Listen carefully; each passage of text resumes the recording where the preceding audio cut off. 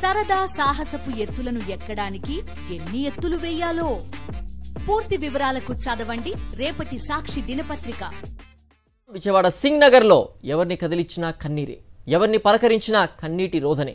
బుడమేరు చేసిన విధ్వంసంతో జీవితాలు తలకిందులయ్యాయంటూ జనం ఆవేదన వ్యక్తం చేస్తున్నారు. ప్రభుత్వం అలసత్వంతో తాము వరదల్లో చిక్కుకున్నామంటూ మండిపడుతున్నారు. తీరా వరదలు చుట్టుముట్టిన తర్వాతైనా తమను కాపాడతారనుకుంటే అది కూడా చేత కావడం లేదంటూ ఆగ్రహం వ్యక్తం చేస్తూ ఉన్నారు. ప్రభుత్వం చేస్తున్న సాయం ఎవరికీ అందడం లేదంటూ ఫైర్ అవుతున్నారు.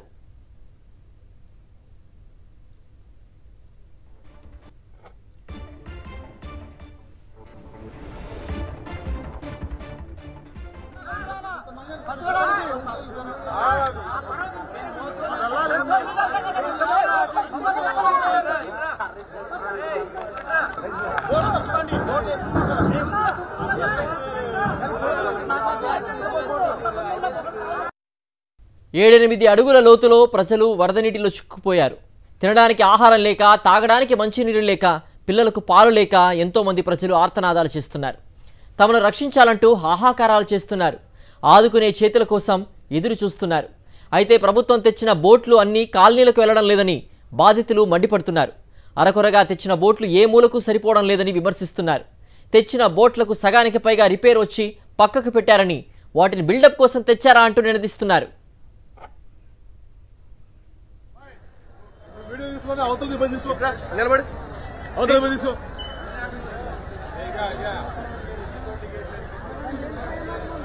నేను నుంచి వస్తున్నాం.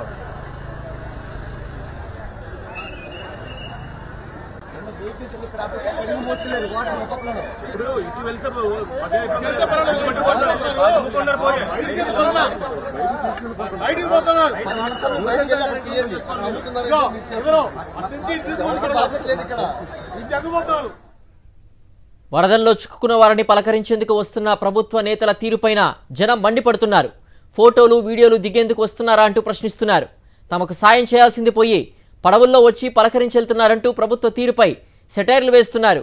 ఇదేం గవర్నమెంట్ అంటూ చీదరించుకుంటున్నారు. ప్రజల్ని రక్షించడంలో ప్రభుత్వం దారుణంగా విఫలమైందంటూ మండిపడుతున్నారు.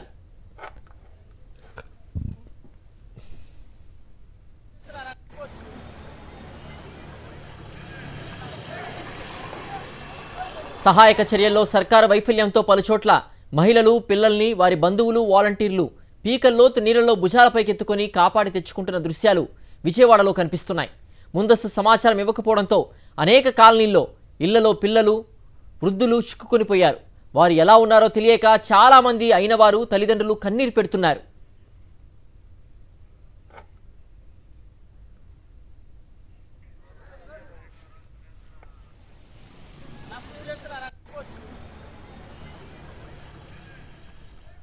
మరింత సమాచారం సింగ్నగర్ నుంచి మా ప్రతినిధి సురేంద్ర అందిస్తారు.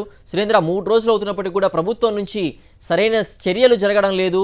అలాగే ఎక్కడో అపార్ట్మెంట్లో ఉంటున్నటువంటి తమ చిన్న పిల్లల్ని పడవల్లో తీసుకొచ్చేందుకు కూడా సహకరించడం లేదు.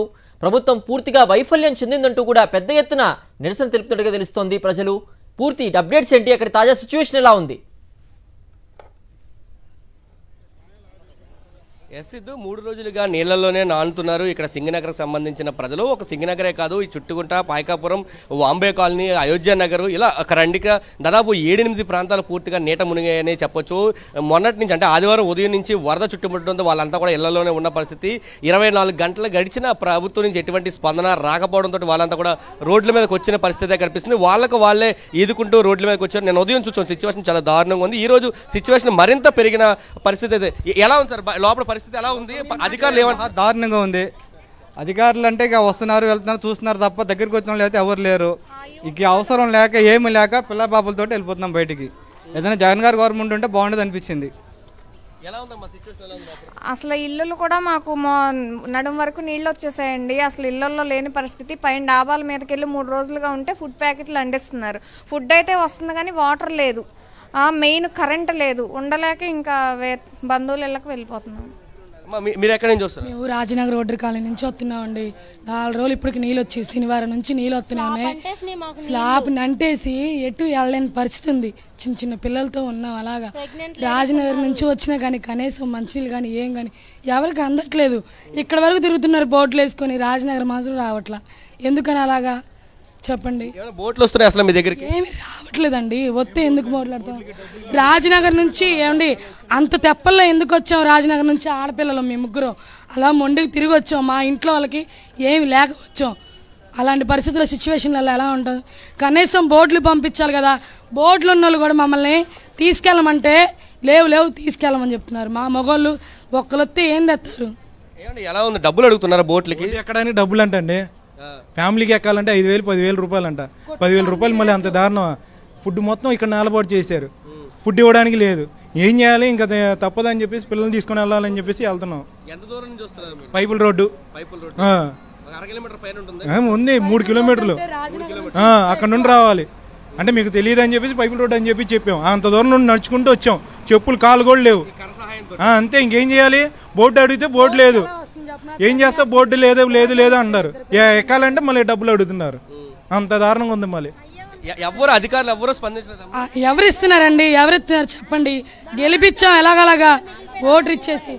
అక్కడ నీళ్ళు చూడండి ఒక్కసారి. సాయిబాబా గుడి దగ్గర నీళ్ళు ఎలా వస్తున్నాయి ఒక్కసారి. పిల్లలు చనిపోతున్నారు, అయినా కానీ మేమేం మాట్లాడట్లేదు. అలా వచ్చేది.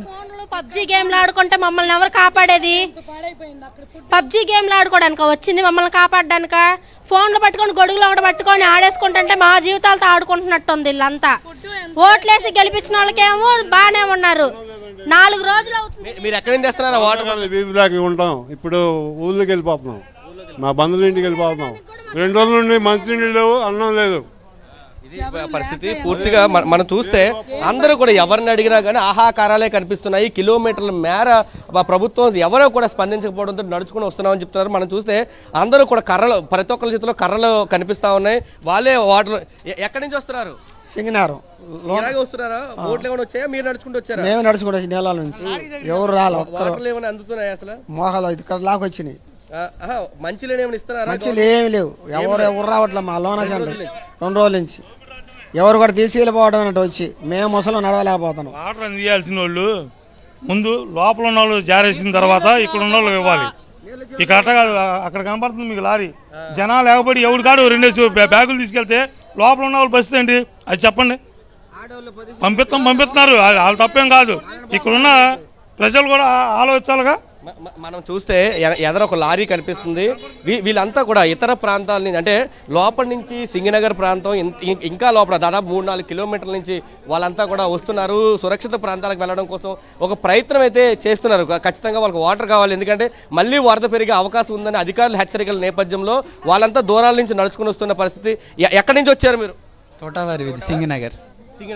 ఎలా ఉంది పరిస్థితి? లోపల ఎలా ఉంది? ఫుడ్ ఏమైనా అందుతున్నాయా మీకు? అసలు అటు సైడ్ ఫుడ్ అయితే ఇంతవరకు ఏం సప్లై చేయలేదు.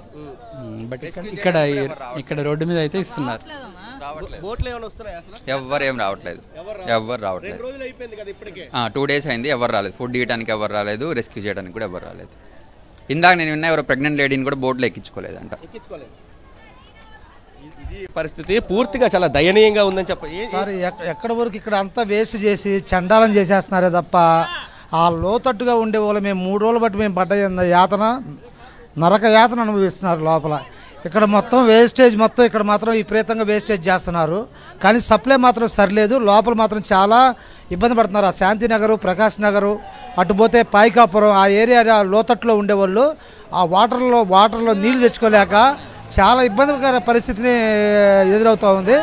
ఇది మీ సాక్షి దృష్టికి తీసుకొస్తున్నాం. గవర్నమెంట్ ఏదో మంచిగా చేస్తుందని చెప్పేసి జనాలు అందరూ ఓట్లేసి గెలిపించిన దానికి ఈరోజు కష్టాలు పడుతున్నారు జనాలు. ఇది మాత్రం మీరు తీవ్రంగా మేమైతే వ్యతిరేకిస్తున్నాం. సింగనగర్ ప్రజలు మాత్రం చాలా బాధల్లో ఉన్నారు. వాళ్ళకి అందరికీ సకాలంగా మొత్తం మంచిగా చేయాలని చెప్పేసి గవర్నమెంట్ని ప్రాధాన్యపడుతున్నాం. ఎలా ఉంది లోపల సిచ్యువేషన్? ఎలా ఉంది? ఎంత దూరం నుంచి మీరు నడుచుకుంటూ వస్తున్నారు? మేము బాంబే కాలనీ సింగనగర్ నుంచి వస్తున్నామండి. అక్కడ చాలా ఇక్కడ వరకు అయితే చాలా ఉన్నాయి. అసలు అక్కడికి ఫుడ్ కూడా సరిగ్గా సప్లై ఇవ్వట్లేదు, లోపలికి ఇవ్వట్లేదు. అక్కడ పైన వేసేసి వెళ్ళిపోతున్నారు. చెత్త ఫ్యాక్టరీలో వేసేసి వెళ్ళిపోతున్నారు. అక్కడ నుంచి తీసుకోవడానికి కొంతమంది రాలేకపోతున్నారు. లోపల కూడా చాలా ఉంటున్నాయి. ఒక 2 అడుగులు తగ్గింది అంతే నిన్న 2 రోజుల నుంచి. అంటే బోట్లు ఏమైనా వస్తున్నాయి మీ దగ్గరికి జనాలు తీసుకురావడానికి? అడుగుతుంటే వాళ్ళు ఏమంటున్నారు? బోట్లు అంటే లోపల వరకు రావట్లేదు, పైన బిల్డింగ్స్ లోపల వరకు రావట్లేదు. సింగిల్ ఇల్లులు ఉంటాయి, అక్కడ వరకు రావట్లేదు. పై వరకు వచ్చి అటు నుంచి అటు వెళ్ళిపోతున్నారు. ఇది పరిస్థితి చెప్తున్నారు. పూర్తిగా చాలా దారుణం పరిస్థితి ఉందని చెప్పాలి. ఎందుకంటే దాదాపు 48 గంటలు గడిచిపోయింది ఆదివారం ఉదయం నుంచి ఈ రోజు ఉదయం వరకు. అంటే దాదాపు 48 గంటలు పూర్తిగా వాటర్లోనే ఉన్న పరిస్థితి అయితే కనిపిస్తుంది. కనీసం ఆహారం అందలేదు, వాటర్ అందలేని పరిస్థితుల్లో వాళ్ళంటున్నారు. ముసలి వాళ్ళు, పెద్దవాళ్ళు ఉన్న పరిస్థితి. అమ్మా ఎక్కడి నుంచి వస్తున్నారు మీరు? లోపల నుంచి వస్తున్నామయ్యా. ఏమి దాంట్లో ఏమి అందట్లేదు అయ్యా. అక్కడ ఏమి అందట్లేదు. అందట్లా అల్లాడిపోయాం రాత్రి మొన్న రాత్రి. అందుకని ఇక్కడికి వచ్చారు. ఎప్పుడు అక్కడికి వచ్చాం. ఎలా వచ్చారు? లోపల నుంచి ఎలా వచ్చారు? తడిసి లోపల ఈత కొట్టుకుంటూ వచ్చాం. ఏం చేస్తాం మరి, అలా చేశారు మరి. ఇలా అందిస్తారు వాళ్ళకి అందుతుంది, వాళ్ళకి అందట్లే. ఆ భోజనాలు అందట్లే, నీళ్ళు అందట్లే, ఏమి అందట్లే. ఇప్పుడు ఇక్కడికి వచ్చిన తర్వాత దొరికింది మీకు పులిహోర? ఇక్కడికి వచ్చాక దొరికింది పొట్టాలి. ఇది పరిస్థితి. అమ్మ ఎలా ఉంది లోపల సిచ్యువేషన్? ఎలా ఉంది? బాగా రష్గా ఉందండి అసలు. కానీ అక్కడ పైన బిల్డింగ్ల వాళ్ళకి ఫుడ్ బాగానే జారేస్తున్నారు. టైం లోపలికి వెళ్తున్నాయి. అది ఫుడ్ వాంబే కాలనీ అటు ఫుడ్ వెళ్ళట్లేదండి అసలు సార్. అసలు ఫుడ్ అందలేదు. 3 రోజులు భోజనాలు లేక అల్లాడిపోతున్నారు తల్లులు పిల్లలు. అక్కడ లోపలికైతే పడవలు వెళ్ళట్లేదండి. మామూలుగా పైన ఇసిరేసి వెళ్ళిపోతున్నారు భోజనాలు. నువ్వు ఆగు. అది మొత్తం అంతా అసలు రష్గా ఉందండి. అసలు భోజనాలు ఏమి వెళ్ళట్లేదండి. అటైతే కొంచెం అది ఎలాగోలా పంపించేలా చూడండి సార్. 3 రోజులు అన్నాలు లేక అల్లాడుతున్నారు. ఇది పరిస్థితి. మనం చూస్తే ఎక్కడికక్కడ ఇలాగే కొనసాగుతుంది. మొత్తం వాంబే కాలనీ లోపల మెయిన్ రోడ్లు ఏవైతే ఉన్నాయో అక్కడ మాత్రమే ఇస్తున్నారు తప్ప లోపలికి వెళ్ళట్లేదంటూ కూడా వాళ్ళు మాట్లాడుతున్న పరిస్థితి ఉంది. ఎవరిని కదిలించినా కానీ కన్నీటి కాదులే. వాళ్ళంతా కూడా నడుచుకుంటూ వస్తున్న పరిస్థితి కనిపిస్తుంది. బోట్లు వెళ్ళట్లేదు, మేమంతా నడుచుకుంటూ వస్తున్నామంటూ చెప్తున్న పరిస్థితి అయితే ఉంది. వాటర్ నిన్నటి వరకు కూడా మనం చూస్తే ఆ ఎంట్రన్స్లో ఎక్కడైతే గేట్ ఉందో అక్కడ వాటర్ ప్యాకెట్లు, వాటర్ సంబంధించిన వెహికల్స్ని ఆపేశారు. ఈ రోజు మాత్రమే ముందుకు తీసుకొస్తున్నారు. ఇక్కడి నుంచి కూడా వాళ్ళ కుటుంబాలకి వాటర్ చేరవేయడం కోసం చాలా మంది భుజాల మీద తీసుకుని వెళ్తే పరిస్థితి అయితే కనిపిస్తుంది. పూర్తిగా మనం చూస్తే ఇక్కడ ఒక విజువల్ చూడొచ్చు పరిస్థితి ఎలా ఉందో. పాల ప్యాకెట్ల కోసం ఒక యుద్ధమే జరుగుతుందని చెప్పాలి పాల ప్యాకెట్ల కోసం. ఎందుకంటే ఫ్యామిలీస్ అన్నీ కూడా చిన్నపిల్లలు ఇంట్లో ఉన్నారు. వాళ్ళందరూకి పాల ప్యాకెట్లు ఇవ్వడం ఇప్పుడు ముఖ్యం కాబట్టి అందరూ వాటర్లో ప్రాణాలు తెగించి బయటకు వస్తే పాల ప్యాకెట్లో ఒక యుద్ధమే జరుగుతుందని చెప్పాలి. యుద్ధాన్ని తలపించే విధంగా అంతకన్నా ఇంకొక విషయం ఇంకా చెప్పడానికి మాటలు రాని పరిస్థితి. అమ్మ ఎక్కడి నుంచి వస్తున్నారమ్మా మీరు? డాబాకోట్ల రోడ్ అక్కడి నుంచి ఇలాగే వస్తున్నారా? పెద్ద అమ్మ ఎలా వచ్చారు? నడుచుకుంటూ వచ్చారా? వచ్చాం బాబు. నాకు నడుచుకుంటూ వచ్చారు. ఈకలింగల అమ్మాయి బాబు. నాకు ఆటో డేక్ ఉంది బాబు. అలాగే నడుచుకుంటూ నీటిలో పడవ తీసుకురాలని నడుచుకుంటే వచ్చాం బాబు. వాళ్ళు డబ్బులు పెట్టుకొని తీసుకొస్తున్నారు. సామాన్లు అమ్మేసుకుంటున్నారన్న. మంచినీళ్ళు, పాల ప్యాకెట్లు తీసుకొస్తున్నా అవన్నీ అమ్మేసుకుంటున్నారండి. అక్కడ పైపుల్ రోడ్ సెంటర్ దగ్గర అమ్మేసుకుంటున్నా కూడా ఒకటి అడగట్లేదు. 30 రూపాయల పాల ప్యాకెట్ని 150 రూపాయలకి అమ్ముతున్నారు. ఇంకా అసహ్యం వేసిందండి. ఏదో చేస్తారు బాబు గారు వచ్చి అనుకున్నాం. మాకైతే నిజంగా బాధగా ఉంది.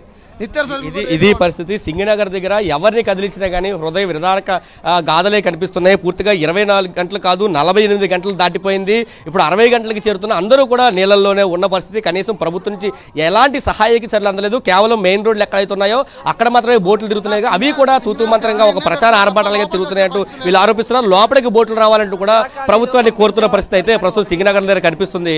సిద్ధు. ఓకే.